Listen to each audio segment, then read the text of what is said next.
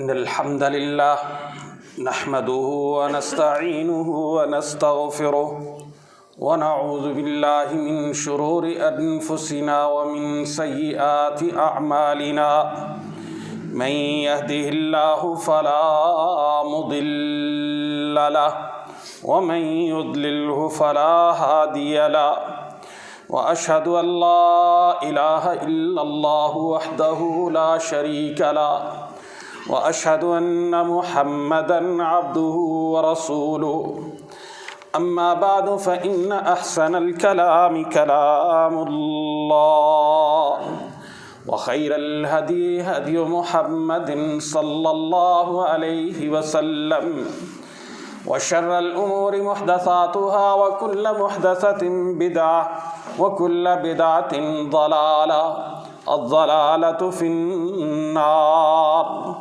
من يطع الله ورسوله فقد رشد واهتدى ومن يعص الله ورسوله فقد ضل وغوى اللهم صل على محمد وعلى آل محمد كما صليت على إبراهيم وعلى آل إبراهيم إنك حميد مجيد اللهم بارك على محمد وعلى آل محمد كما باركت على إبراهيم وعلى آل إبراهيم إنك حميد مجيد رب اشرح لي صدري ويسر لي أمري واحلل عقدة من لساني يفقه قولي رب زدني علما أما بعد فأعوذ بالله من الشيطان الرجيم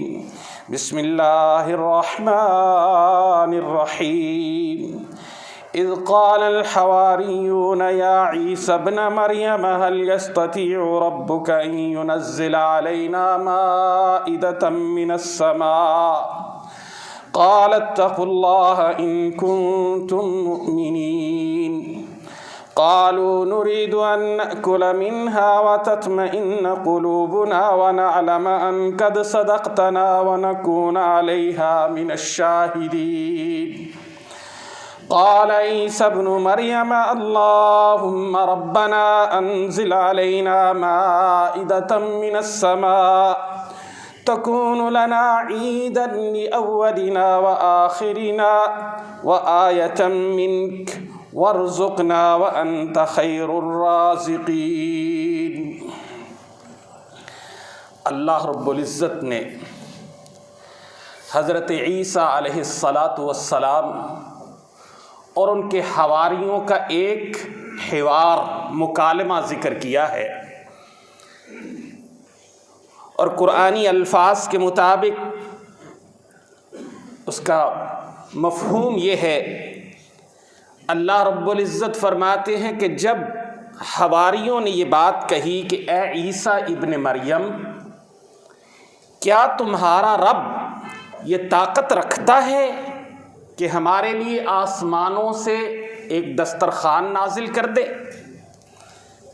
عیسیٰ علیہ السلام نے کہا اللہ سے ڈر جاؤ اگر تم حقیقت میں ایمان لانے والے ہو۔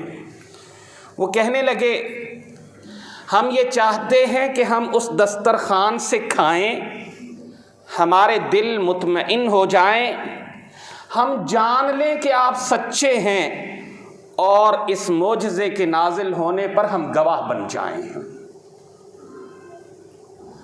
اللہ فرماتے ہیں اس کے بعد عیسیٰ علیہ السلام نے ہم سے بات کی تو یوں کہا اے اللہ تو ہمارا رب ہے، ہمارے اوپر آسمان سے ایک دسترخوان بھیج دے تاکہ ہمارے پچھلوں اور اگلوں کے لیے وہ عید بن جائے، خوشی کا موقع بن جائے۔ اللہ جی آپ کی طرف سے آنے والی یہ نشانی مل جائے۔ اے اللہ ہمیں رزق عطا فرما، آپ بہترین رزق عطا کرنے والے ہیں۔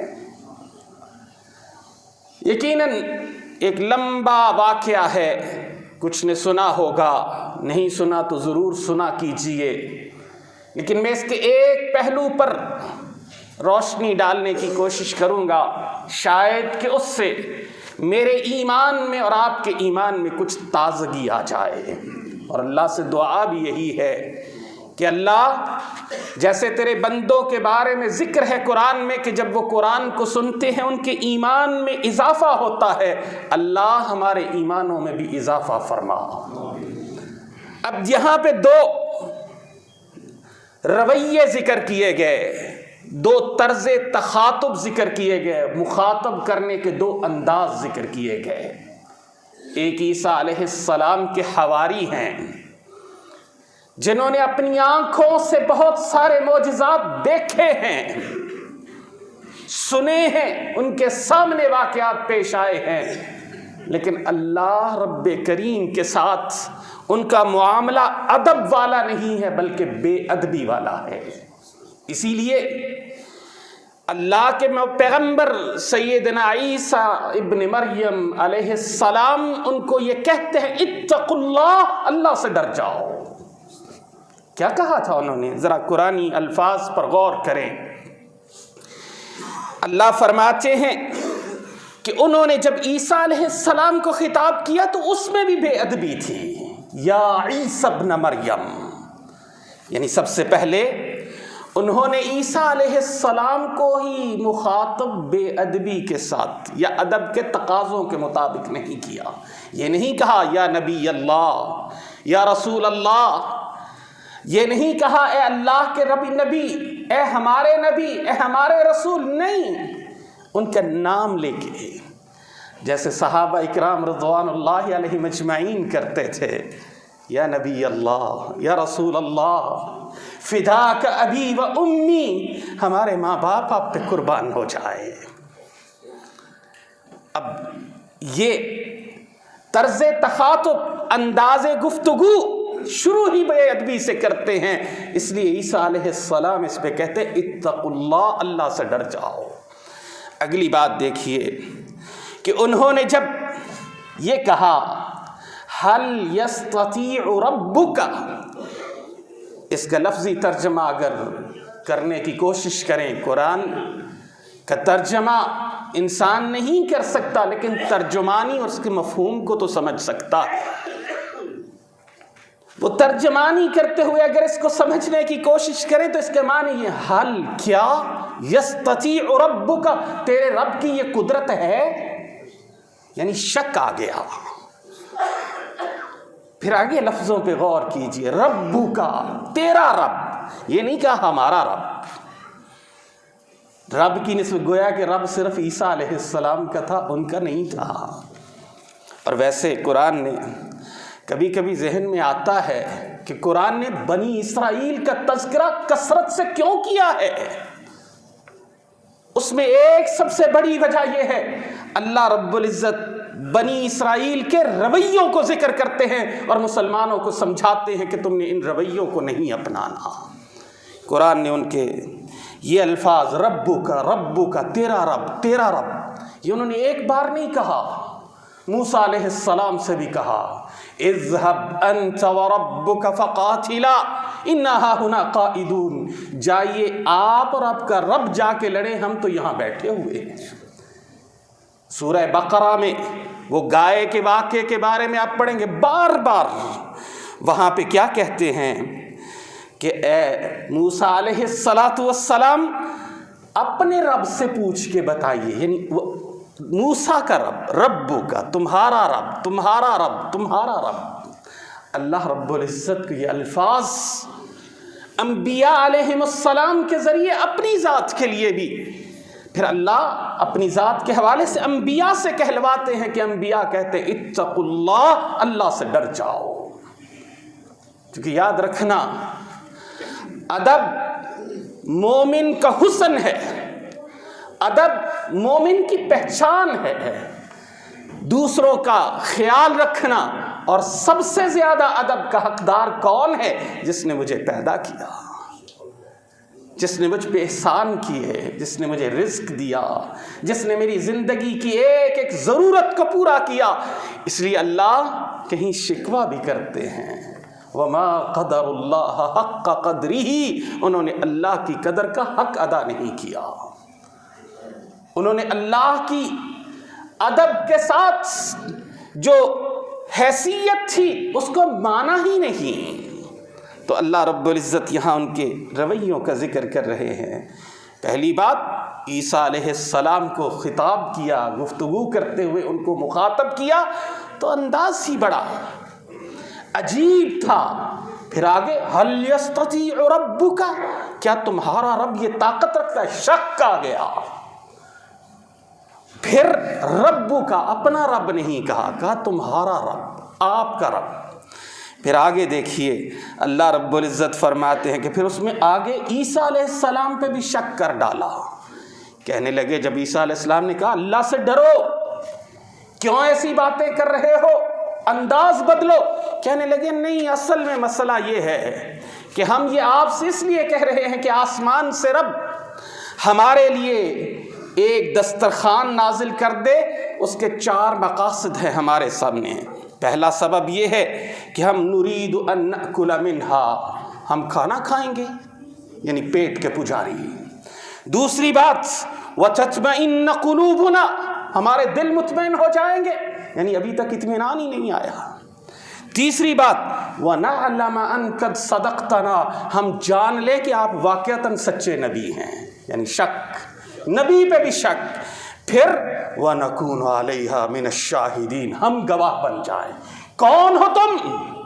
جیسے آج بسا اوقات 2 لفظ دین کے پڑھ جانے کے بعد علماء کے سامنے کچھ لوگ بیٹھ کر بڑی بڑی جرأت کا اظہار کرتے ہیں اور یہی بات کہتے ہیں وَنَكُونُ عَلَيْهَا مِنَ الشَّاهِدِينَ، ہم گواہی دیں گے، ہم فیصلہ کریں گے۔ جیسے آج کل ایک ہمارے اسلام آباد میں ایشو کھڑا ہوا ہے وقف املاک کا، کہ مساجد کے نظام کو ایک گورنمنٹ کا آفیسر علماء کی تقریروں کا جائزہ لے گا۔ ہاں مقرر کیجئے کسی شیخ الحدیث کو، مقرر کیجئے اس کو جو قرآن کو شروع سے لے کے آخر تک ترجمے کے ساتھ جانتا ہو۔ ہم ان کے سامنے گھٹنے ٹیک کر اپنی ایک ایک بات کی تصدیق کے بعد یہاں پہ آ کے کھڑے ہوں گے، لیکن جس کو پتہ ہی نہ ہو آپ اس کو میرے اوپر مسلط کر دیں، کبھی اہل حق اس کو قبول نہیں کریں گے۔ ہماری تاریخ شاہد ہے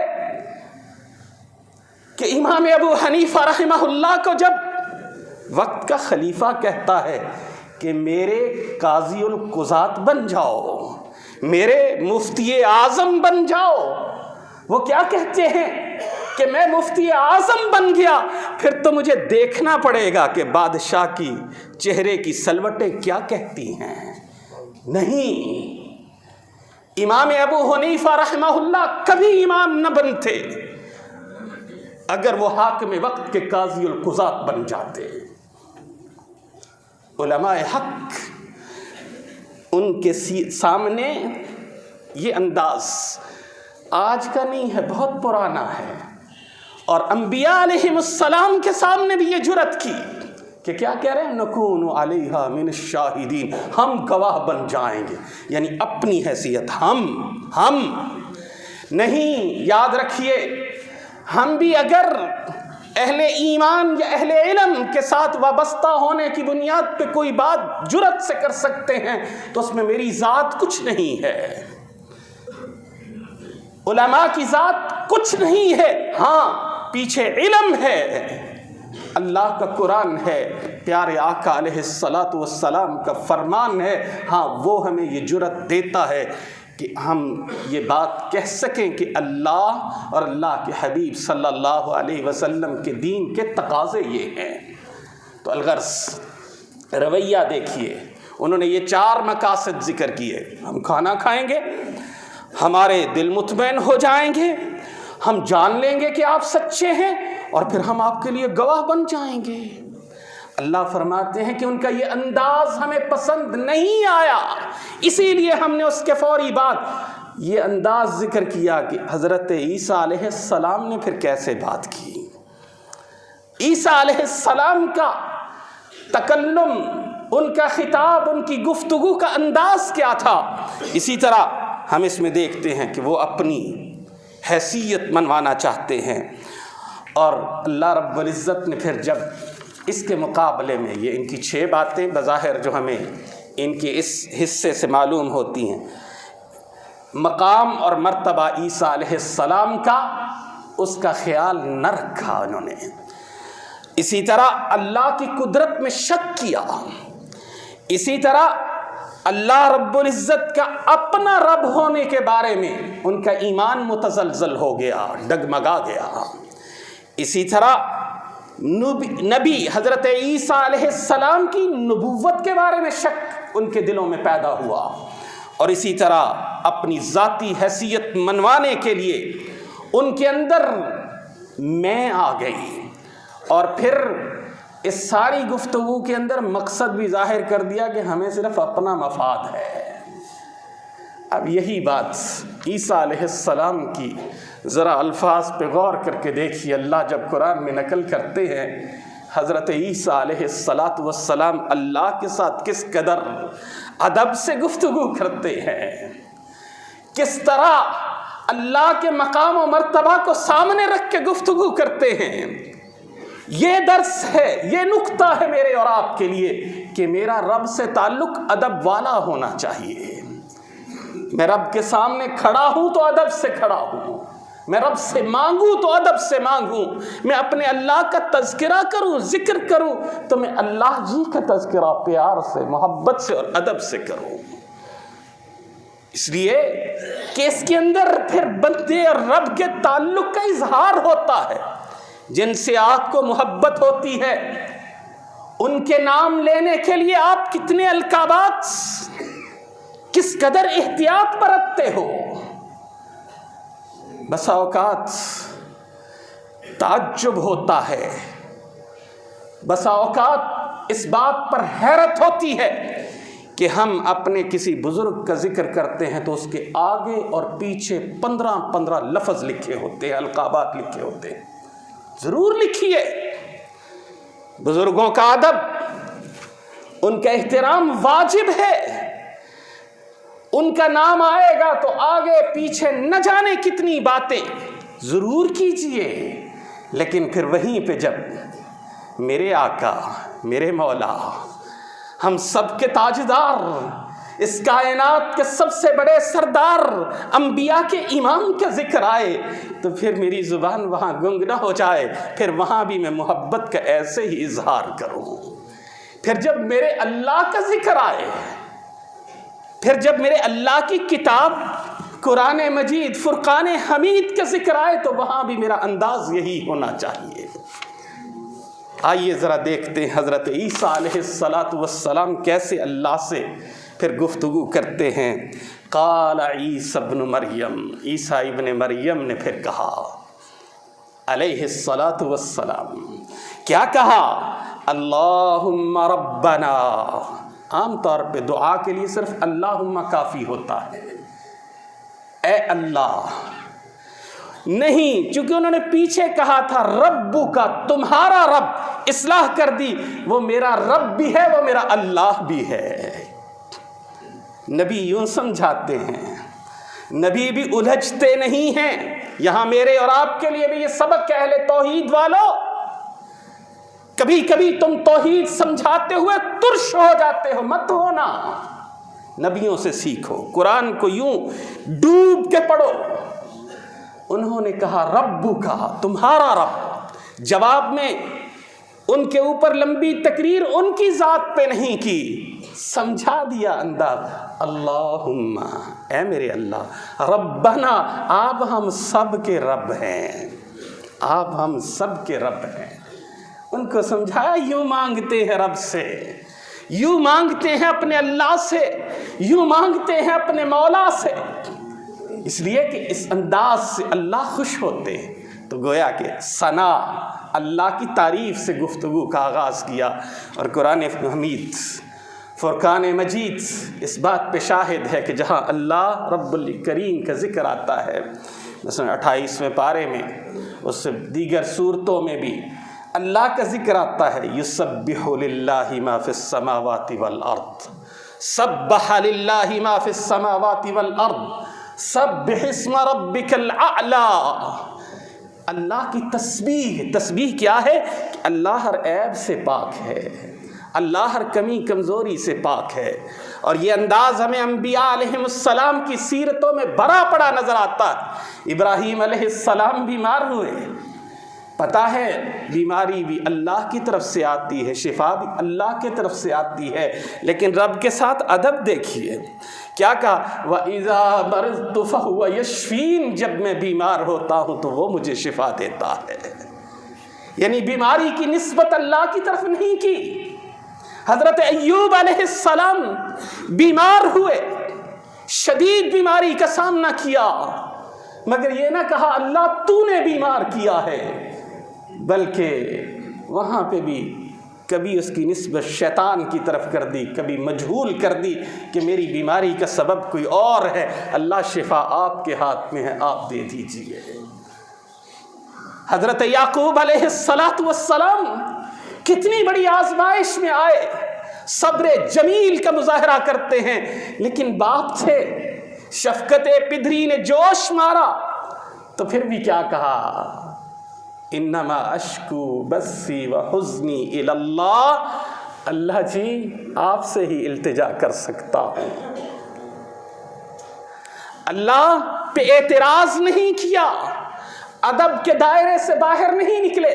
یہی چیز حضرت عیسیٰ علیہ السلام کی گفتگو میں نظر آتی ہے، اللہم ربنا۔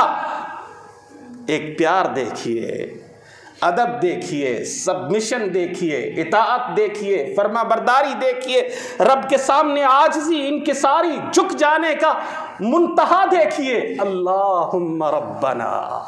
پھر آگے کہا انزل علینا مائدۃ من السماء، اللہ ہمارے لیے آسمان سے دسترخوان نازل کر دیجئے۔ یقین انہوں نے کیا کہا، کیا تیرا رب طاقت رکھتا ہے؟ ادھر کیا ہے، اللہ جی نازل کر دیجئے۔ اور رسول اللہ صلی اللہ علیہ وسلم نے فرمایا جب رب سے مانگا کرو تو یوں مانگا کرو انتم موقنون بالاجابہ، کہ تمہیں یقین ہو کہ تمہاری صدا آسمان پہ پہنچے گی تو پوری ہو جائے گی۔ بلکہ رسول اللہ صلی اللہ علیہ وسلم نے تو اپنے بعض صحابہ کے بارے میں یہاں تک بھی کہا تھا ان من عباد اللہ لو اقسم علی اللہ لابرہ، اللہ کے کچھ بندے اتنے رب سے پیار کرنے والے ہوتے ہیں اور رب ان کی اتنی لاج رکھنے والے ہوتے ہیں کہ اگر وہ اللہ پہ قسم ڈال دیں تو اللہ ان کی قسموں کی بھی لاج رکھ لیتے ہیں۔ تو حضرت عیسیٰ علیہ السلام اس اپنے ایمان کا اظہار کرتے ہیں، اے اللہ آپ ہمارے رب ہیں، ہمارے لیے آسمان سے یہ دسترخوان نازل فرما دیجئے۔ یقین بھی ہے، طلب بھی ہے، عاجزی بھی ہے، انکساری بھی ہے۔ اور پھر اب یہاں مقاصد بیان کرتے ہیں۔ انہوں نے کیا مقصد بیان کیا تھا، پیٹ بھریں گے، انہوں نے کیا کہا ارزقنا وانت خیر الرازقین، اللہ جی رزق عطا فرما دیں، آپ بہترین رزق دینے والے ہیں۔ رزق آئے گا تو کھانا آ ہی جائے گا۔ اس لیے رسول اللہ صلی اللہ علیہ وسلم کی دعائیں دیکھیں، جامع دعائیں، ہمیں کہا جامع دعائیں کیا کرو۔ ہمارے ایک عزیز ابھی کچھ دن پہلے مجھے ایک بات بتانے لگے، میرے تایا لگتے ہیں، کہنے لگے کہ میں نے مکہ میں تھا، تکلیف ہوئی تو ان کی اہلیہ ساتھ تھیں، انہوں نے کہتی میں نے دعا کی کہ اللہ یہاں ان کو شفا دے دے، پاکستان پہنچ کے میں نپٹ لوں گی۔ یعنی دعا مختصر کر بیٹھی، کہتی وہاں آب زمزم پیا، اللہ نے بیماری دور کر دی۔ پاکستان میں ایئرپورٹس اترے، ابھی اترے ہی تھے، چند قدم چلے تھے تو وہی بیماری عود کر آئی تو مجھے یاد آیا کہ شاید میں نے دعا ادھوری کر دی۔ انبیاء علیہ السلام رزق کی دعا کر رہے ہیں، انہوں نے کیا کہا ہمیں روٹی چاہیے، پیٹ بھرنا ہے۔ انہوں نے کیا کہا اللہ رزق عطا کر دے۔ رزق کیا ہے؟ فراوانی ہے، انسان کے پاس تمام ضرورتوں کی طلب کی، پورے ہونے کی وہ پوزیشن ہے جو اللہ کی طرف سے عطا ہو جائے، اس کو رزق کہتے ہیں۔ اور اسی طرح پھر دیکھتے ہیں عیسیٰ علیہ السلام اس موقع کو کیا کہتا ہے، تکون لنا عیدا لاولنا وآخرنا، اے اللہ ہم سب کے لیے ایک عید کا سما بن جائے گا۔ وہ کیا کہنے لگے، نکون علیہا من الشاہدین، ہم گواہ بن جائیں گے۔ انہوں نے عیسیٰ علیہ السلام، یہی انبیاء کا طرز ہے، انسانوں کے ساتھ بھی اخلاق، لیکن رب کے معاملے میں ادب۔ اور جب ان کی طرف سے معمولی سا سوء ادب دیکھا، ذرا سی لغزش دیکھی، تو فوراً ان کو تنبیہ کر کے کہا اتقوا اللہ، اللہ سے ڈر جاؤ۔ جیسے ایک صحابی ہیں حضرت معاویہ ابن حیدہ، وہ بیان کرتے ہیں کہ ہم نے رسول اللہ صلی اللہ علیہ وسلم سے ایک دفعہ پوچھا کہ بسا اوقات ہم لوگوں کے درمیان ہوتے ہیں تو کس حد تک ہم اپنی شرمگاہ کو چھپائیں؟ آپ صلی اللہ علیہ وسلم نے فرمایا کہ تمہیں کوشش کرنی چاہیے کہ تمہارا کوئی حصہ جسم کا جو شرمگاہ میں آتا ہے اس کو کوئی اور نہ دیکھ سکے۔ تو وہ کہنے لگے کہ اگر، سوال ذہن میں آ گیا، اچھا اگر میں اکیلا ہوں تو پھر کیا کروں؟ تو فرمایا فاللہ احق ان یستحیا منہ من الناس، اللہ زیادہ حق رکھتے ہیں کہ آپ اللہ سے حیا کریں۔ اگر دنیا والوں کے ساتھ ادب کرتے ہو تو میرا اللہ بھی تو حق رکھتا ہے کہ ہم اللہ کا ادب بھی سامنے رکھیں۔ وہ اللہ کا ادب کیا ہے؟ میں نام ذکر کروں تو محبت کی جھلک نظر آئے، میں اس کے سامنے کھڑا ہوں تو بندگی کا اظہار ہو، میں اللہ اکبر کی صدا سنوں تو میں بھاگ کھڑا ہوں، میں اس کی طرف سے حکم سنوں تو میں سر تسلیم خم کرتے ہوئے اسی وقت جھک جاؤں۔ اللہ مجھے آپ کو سب کو اس پہ عمل کرنے کی توفیق عطا فرمائے۔ سبحان ربک رب العزت عما یصفون وسلام علی المرسلین والحمد للہ رب العالمین۔